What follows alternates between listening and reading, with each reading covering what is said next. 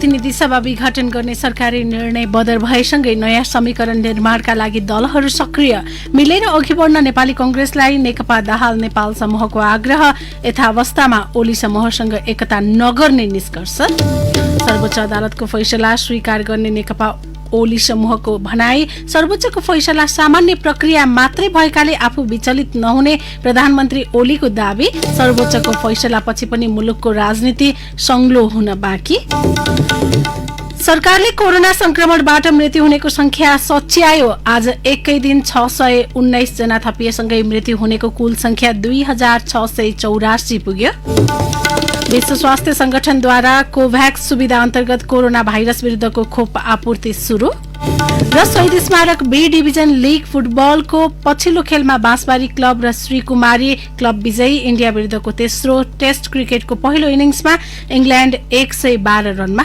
समेटियो। नमस्कार, कान्तिपुर डायरीका साथमा सन्तोष र इन्द्रलक्ष्मी। समाचार अब विस्तारमा। प्रतिनिधि सभा विघटन गर्ने सरकारको निर्णय सर्वोच्च अदालतले बदर गरेपछि नेकपाको दाहाल नेपाल समूहले सत्ता समीकरण बदलिन सक्ने निष्कर्ष सहित दौडधुप शुरू गरेको छ। सो समूहका अध्यक्षद्वय पुष्पकमल दाहाल र माधव कुमार नेपालले बुढा नीलकण्ठ स्थित निवासमै पुगेर कांग्रेस सभापति शेरबहादुर देउवासँग भेटवार्ता गरेका छन्। देउवा प्रसंगको भेटमा आगामी दिनमा सहकारी र समझदारी गरेर अघि बढ्न प्रस्ताव गरेको दाहालको सचिवालयले जनाएको छ। जवाबमा देउवाले पार्टीभित्र छलफल गरेर मात्रै निर्णय गर्ने बताउनु भएको थियो। उहाँले पार्टीले निर्णय गरेपछि सोही निर्णयका आधारमा अघि बढ्ने जानकारी गराउनु भएको देउवाको सचिवालयले जनाएको छ। बैठकपछि अध्यक्ष नेपालले आफूहरूले अब आफ्नो पार्टी मिलेर अघि बढ्न चाहेको र कांग्रेससँग मिलेर संयुक्त सरकार बनाउन चाहेको बताउनु भयो। कांग्रेस जसपा र केपी ओलीको प्रतिगमन विरुद्धमा रहेका पार्टीहरूसँग मिलेर जाने पक्षमा नेकपा रहेको अध्यक्ष नेपालको भनाइ छ। सभापति देउवाका सुखे सचिव भानु देउवाका अनुसार कांग्रेसको शीर्ष नेताहरू सहित पदाधिकारीको बैठक भोलिका लागि बोलाइएको छ।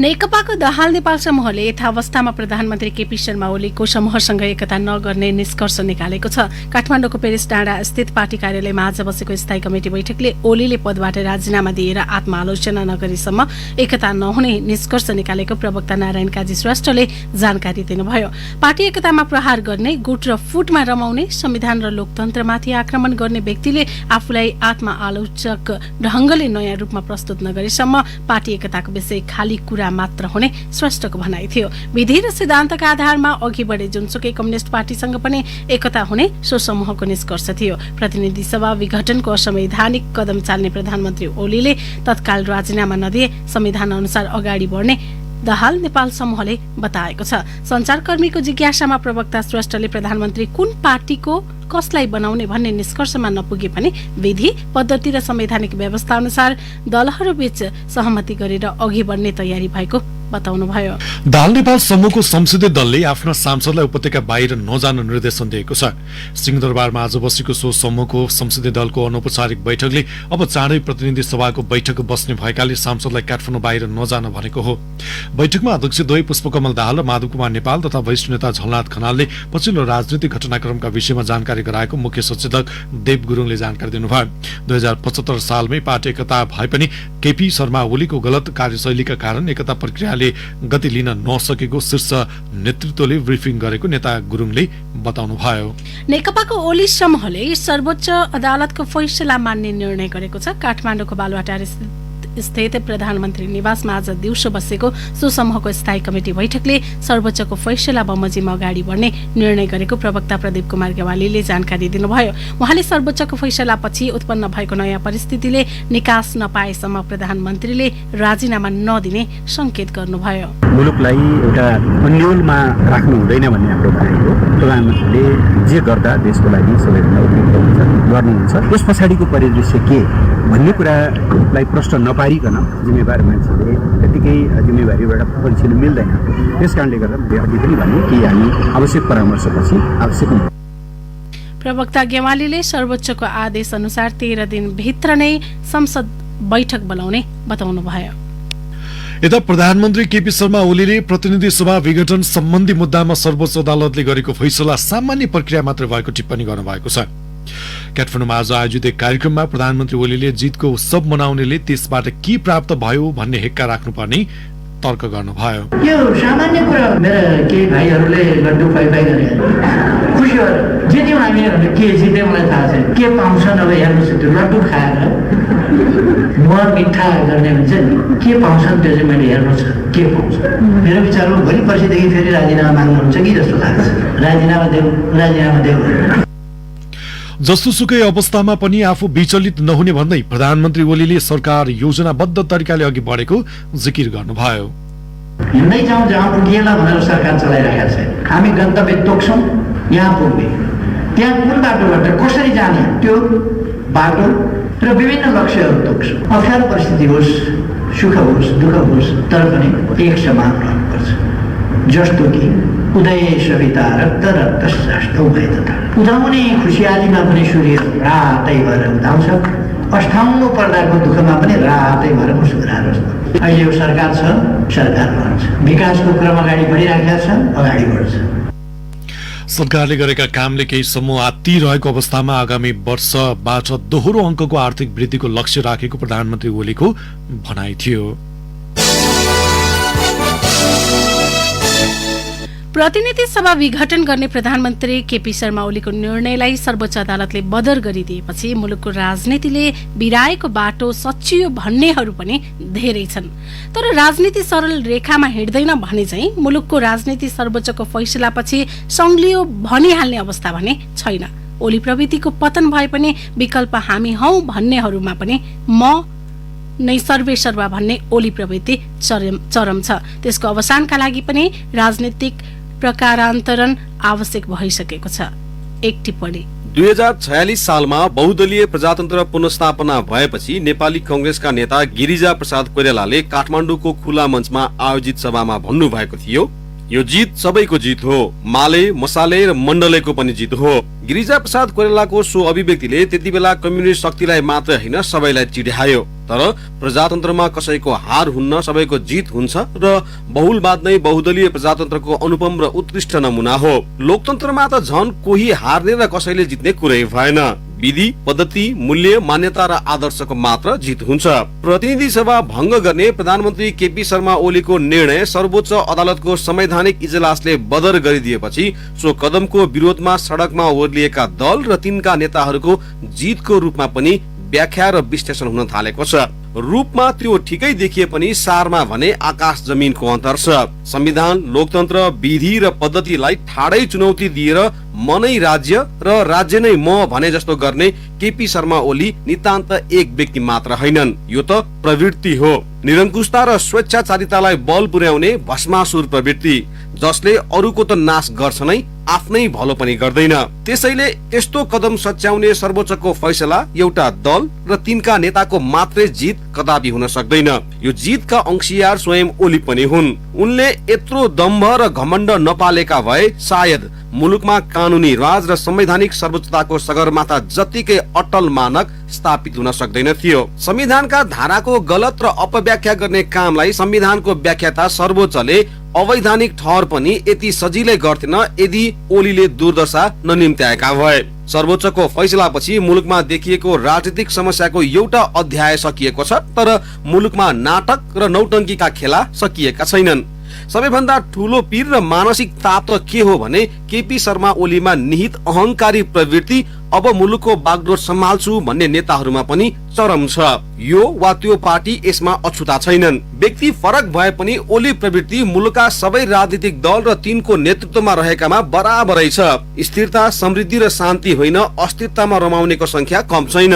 ओलीलाई निर्विकल्प होइन भन्नेहरू आफ्नो विकल्प दिन चाहन्नन्। अरूलाई नैतिक पाठ पढाउनेहरू विशेष अधिकार र विशेष परिस्थितिले आफ्नो कार्यकाल लम्ब्याउनुलाई बलमिचाइ होइन अधिकार ठान्छन्। समस्या यस्तै गतिविधिले निम्त्याउने हो। यावत घटनाक्रम र नियति चक्रले के स्पष्ट पार्छ भने मुलुकले अब निर्णायक राजनीतिक यात्रा गर्नेछ। यस बीचमा अस्थिरताका काला बादलहरू मडारिनेछन्। त्यसले राजनीतिक प्रकारान्तरलाई सायदै रोक्न सक्ला।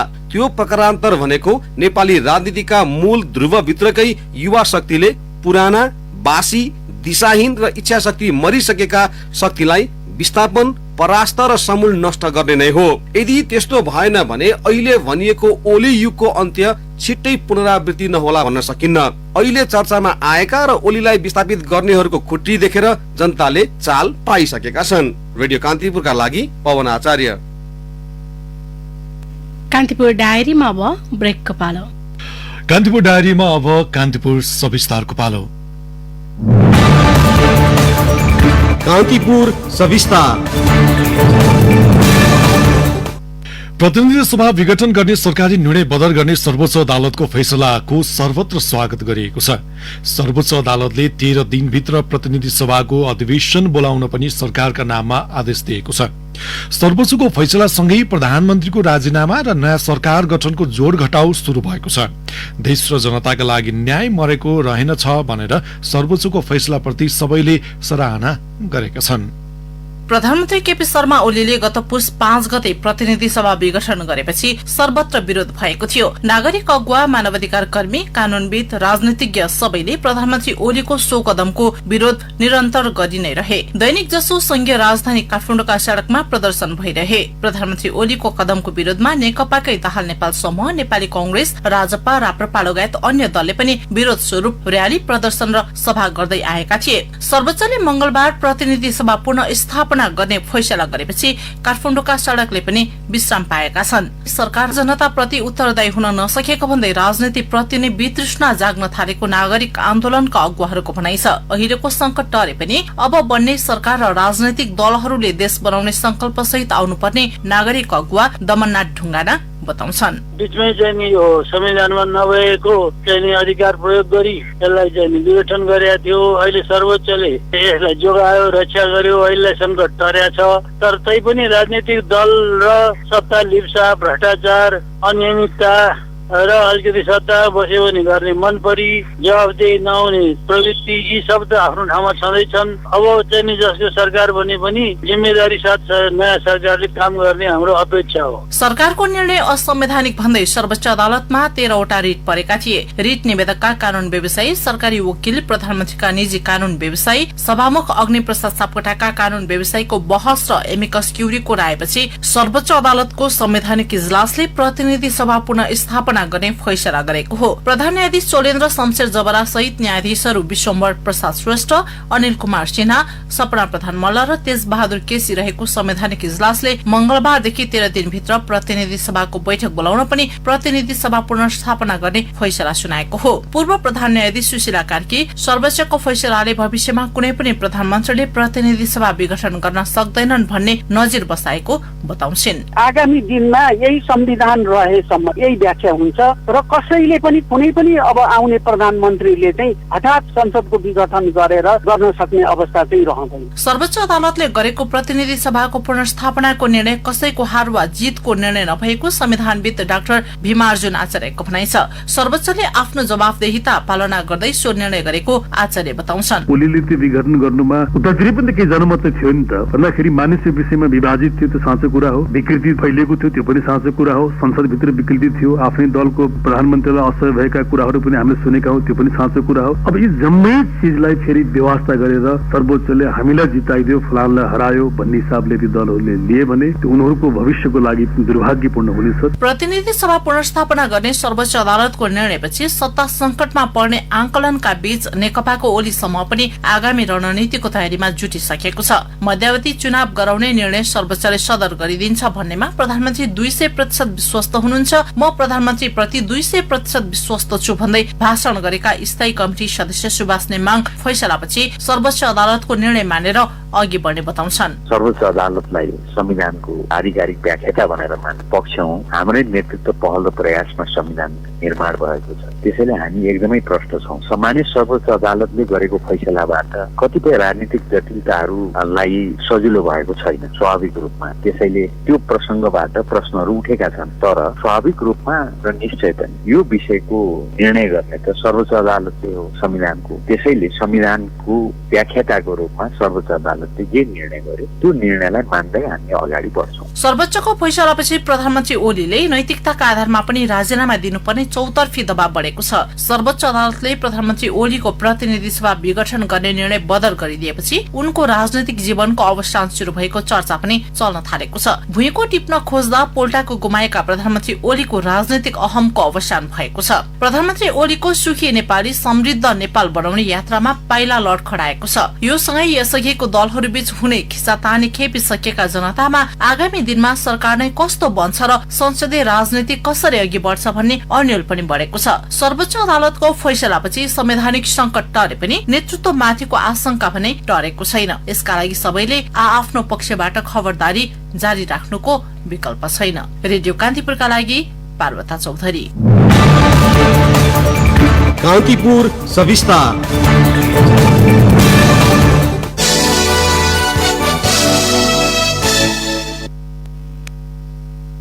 सरकारले कोरोनाबाट मृत्यु भएकाको संख्या सच्याएको छ। स्वास्थ्य तथा जनसंख्या मन्त्रालयले आयोजना गरेको प्रेस ब्रिफिङका क्रममा प्रवक्ता जागेश्वर गौतमले इन्सिडेन्ट कमाण्ड सिस्टम आईसीएस को छानबिन समितिको प्रतिवेदन अनुसार 1 वर्षभित्र कोरोनाबाट मृत्यु हुने 618 जनाको संख्या अद्यावधिक गरिएको जानकारी दिनुभयो। गत 1 वर्षको मृत्युको विश्लेषणको आधारमा आज स्वास्थ्य मन्त्रालयले 618 मृत्यु थप गरेको छ। यो विश्लेषणको क्रममा मृत्यु संख्या भविष्यमा पनि थपघट हुन सक्नेछ। मृत्युको संख्या बढ्नुको कारण सीसीएमसीले शव व्यवस्थापन गर्दा घरमा डेलिभरी भएका व्यक्तिहरूको पनि शव व्यवस्थापन गरिएको थियो र कतिपय व्यक्तिहरूको चाहिँ पीसीआर पोजिटिभ थियो, कतिको लक्षण थियो र उहाँहरूले प्रस्तुत गरेको तथ्याङ्कमा आधारित छ। समितिले छानबिन गरी कोभिड डेथ कुन कुन हो कुन कुन होइन भनेर त्यसको अध्ययनको आधारमा चाहिँ अपडेट गरिएको छ। कोरोनाबाट पछिल्लो 24 घण्टामा थप 1 जनाको मृत्यु भएको छ। यो सँगै नेपालमा कोरोनाबाट मृत्यु हुनेको संख्या 2684 पुगेको छ। पछिल्लो 24 घण्टामा थप 94 जनामा कोरोना संक्रमण पुष्टि भएको छ। सोही अवधिमा 71 जना संक्रमण मुक्त भएका छन्। पशुपतिनाथको मूल शिवलिङ्गमा सुनको जलहरी राख्ने विषयमा दायर रिटमा सर्वोच्च अदालतले कारण देखाउ आदेश जारी गरेको छ। न्यायाधीश पुरुषोत्तम भण्डारीको एकल इजलासले जलहरी लगाउने निर्णय तत्काल कार्यान्वयन नगर्न आदेश दिए पनि पशुपतिनाथमा भने बिहानै जलहरी लगाउने काम सम्पन्न भएको थियो। बागमती प्रदेश सभा सदस्य नरोत्तम वैद्य र अधिवक्ता निकिता ढुङ्गानाले अस्ति सोमबार पशुपतिनाथको ज्योतिर्लिङ्गमा सुनको जलहरी लगाउने कार्य तत्काल रोक्न माग गर्दै सर्वोच्चमा रिट दायर गर्नुभएको थियो। सर्वोच्चले 15 दिनभित्र विपक्षीलाई आफै उपस्थित भएर लिखित जवाब पेश गर्न आदेश दिएको हो। राष्ट्रपति विद्यादेवी भण्डारले पूजा आराधना गरेपछि पशुपतिनाथको मूल शिवलिङ्गमा सुनको जलहरी ले ढाकिएको हो। पशुपति क्षेत्र विकास कोषका सदस्य सचिव डाक्टर प्रदीप ढकालले 80 करोड़ रुपैयाँको लागतमा 108 किलोको सुनको जलहरी लगाइएको जानकारी दिनुभयो। सरकारले नेपालको माटोको डिजिटल नक्सा सार्वजनिक गरेको छ। कृषि तथा पशुपक्षी मन्त्रालयले आज आयोजना गरेको एक विशेष समारोहमा प्रधानमन्त्री केपी शर्मा ओलीले डिजिटल नक्सा सार्वजनिक गर्नुभएको हो। डिजिटल नक्साको माध्यमबाट माटोमा भएको अम्लीयपन, नाइट्रोजन, पोटासियम लगायत तत्व थाहा पाउन सकिने कृषि तथा पशुपक्षी विकास मन्त्रालयले जनाएको छ। कृषिमा कुल जनसंख्याको 2/3 बढी जनसंख्या आबद्ध हुँदा पनि राष्ट्रिय आयमा भने जम्मा 27% को मात्रै योगदान रहेको भन्दै प्रधानमन्त्री ओलीले आगामी दिनमा कृषि क्षेत्रमा व्यवसायीकरण र आधुनिकीकरणको आवश्यकता औल्याउनुभयो। कृषि क्षेत्रमा अल्झिएका युवा वर्गलाई उत्पादनशील क्षेत्रमा प्रोत्साहित गर्न अवसरको सृजना गर्नुपर्नेतर्फ सरकारको ध्यान केन्द्रित रहेको उहाँको भनाइ थियो। विराटनगरका उद्योगी अविनाश बोहराको घरमा रहेको गोदामबाट 39,600 किलो म्याद गुज्रेको रहरको दाल बरामद गरिएको छ। बजार अनुगमन टोलीले सो परिणामको दाल बरामद गरेर गोदाम सील गरेको छ। खुद्रा व्यापारीको साथबाट म्याद गुज्रेको दाल फेला परेपछि अनुगमन टोलीले अनुसन्धान गर्दै जाँदा जैसन ट्रेड एन्ड कन्सल्टन्टसम्मै पुगेको थियो। वाणिज्य कार्यालय विराटनगरका निमित्त प्रमुख सन्तोष पोखरेलले तत्काल 3 लाख रुपैयाँ जरिवाना गरी गोदाम सील गरेर दाल परीक्षणका लागि पठाइएको जानकारी दिनुभएको छ। अनुगमन टोलीले अखाद्य दाल बजारमा वितरण गरेको हुन सक्ने आशंकामा थप अनुसन्धान गर्ने र जफत गर्ने बताएको छ।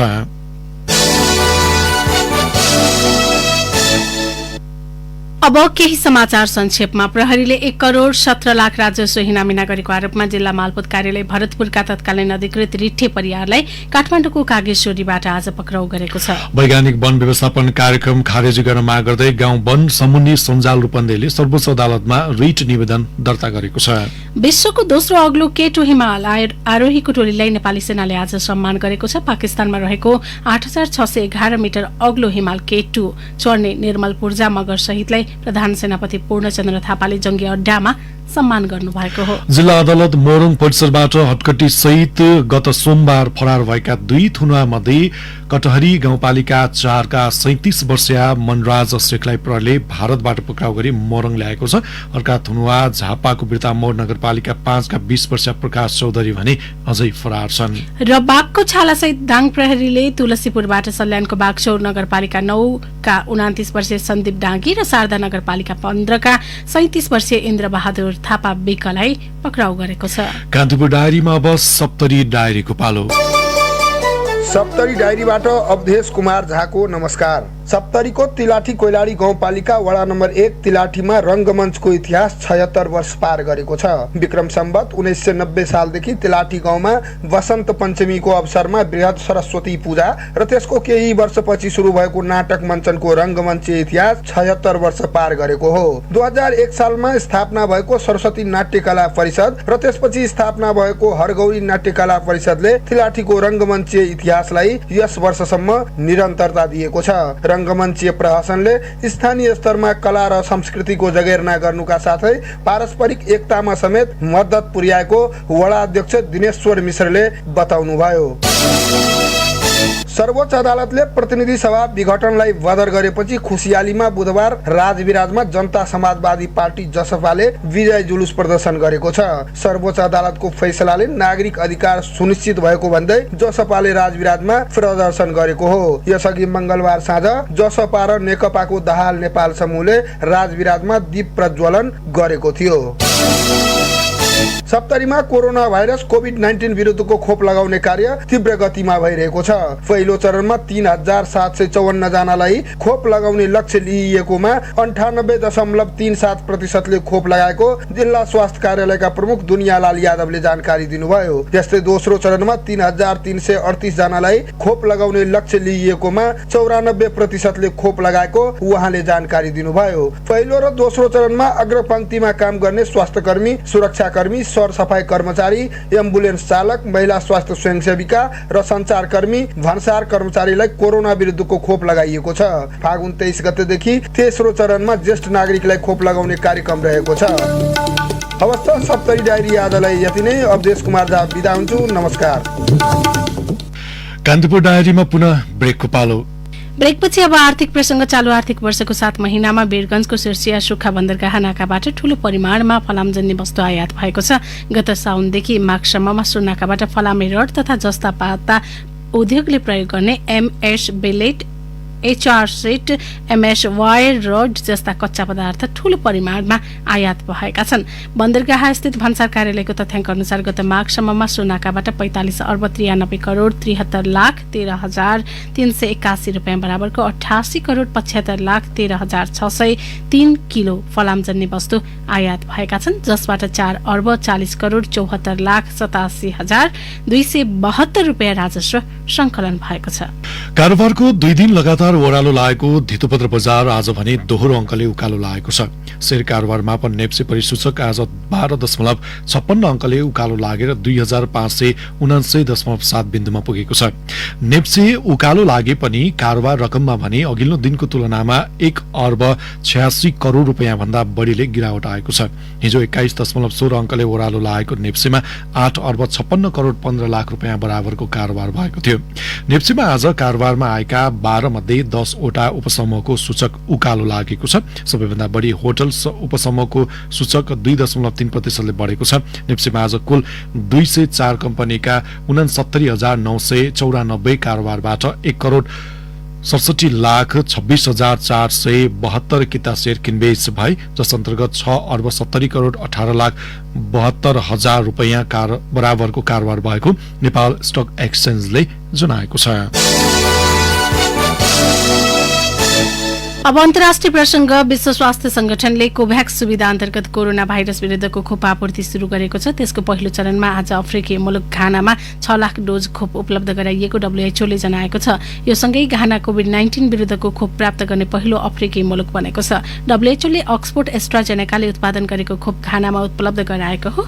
कोभ्याक्स सुविधा मार्फत डब्ल्युएचओले यस वर्षको अन्त्यसम्म विश्वभर 2 अर्ब डोज खोप उपलब्ध गराउने लक्ष्य राखेको छ। सो सुविधा मार्फत कम तथा मध्यम आय भएका 92 राष्ट्रमा खोप उपलब्ध गराउने योजना डब्ल्युएचओको छ। अब खेल प्रसंग। ललितपुरमा जारी शहीद स्मारक बी डिभिजन लीग फुटबलमा बाँसबारी क्लब र श्री कुमारी क्लब विजय भएका छन्। पहिलो खेलमा आज टुसाल युथ क्लबलाई 1-3 गोल अन्तरमा पराजित गर्दै बाँसबारी 14 अङ्कमा तालिकाको तेस्रो स्थानमा उक्लेको छ। सदरबाटो स्थित एन्फा मैदानमा भएको खेलमा बाँसबारीलाई जित दिलाउन विश्वराज घिमिरे 2 र अनिल गुरुङले 1 गोल गरे भने टुसालका लागि सुनिल धामीले सान्त्वना फर्काए। सोही मैदानमा भएको दोस्रो खेलमा श्री कुमारीले श्री भगवती क्लबलाई 4-1 गोलले अन्तरले पराजित गर्यो। उसको जितमा आशिष राई एक्लैले 4 गोल गरे थिए। नवराज गुरुङले भगवतीका लागि सान्त्वना गोल फर्काएका थिए। इन्डिया विरुद्धको तेस्रो टेस्ट क्रिकेटको पहिलो इनिङ्समा भ्रमणकारी टोली इंग्ल्याण्ड 112 रनमा समेटिएको छ। अहमदाबादमा टस जितेर ब्याटिङ गरेको इंग्ल्याण्ड 48.4 ओभरमा 112 रनमा अल आउट भएको हो। ज्याक काउलीले 53, क्याप्टेन जोए रूटले 17, बेन स्टोक्सले 12 र जेफ्रा आर्चरले 11 रन बनाउनु बाहेक अन्यले दोहोरो अङ्कको स्कोर छुन सकेनन्। अक्षर पटेलले 6 र रविचन्द्रन अश्विनले 3 विकेट लिएपछि इङ्ग्लिस टोली सस्तैमा अल आउट भयो। ईशान्त शर्माको नाममा 1 विकेट रह्यो। यसैबीच इन्डियाले आफ्नो पहिलो इनिङ्समा ब्याटिङ गरिरहेको छ। ओपनर शुभमन गिल भने 11 रनमा जेफ्रा आर्चरको बलमा आउट भएका छन्।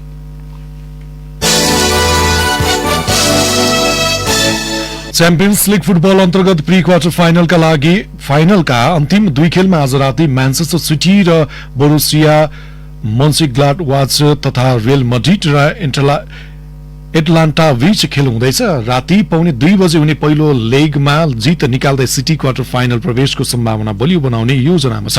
सिटी समूह सी को विजेता तथा बोरुसिया समूह बी को उपविजेता भन्दै अन्तिम 16मा प्रवेश गरेका हुन्।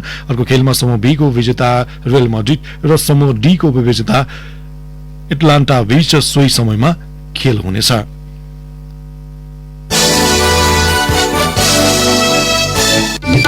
हौस् प्रसंगसँगै कान्तिपुर डायरीका हाम्रा सम्पूर्ण बुलेटिन यही सकिएका छन्। भोलि बिहान 6:30 बजे नियमित बुलेटिनका साथमा उपस्थित हुनेछौं। तबसम्मलाई सन्तोष र इन्द्रलक्ष्मी बिदा हुन्छौं। नमस्कार, शुभरात्रि।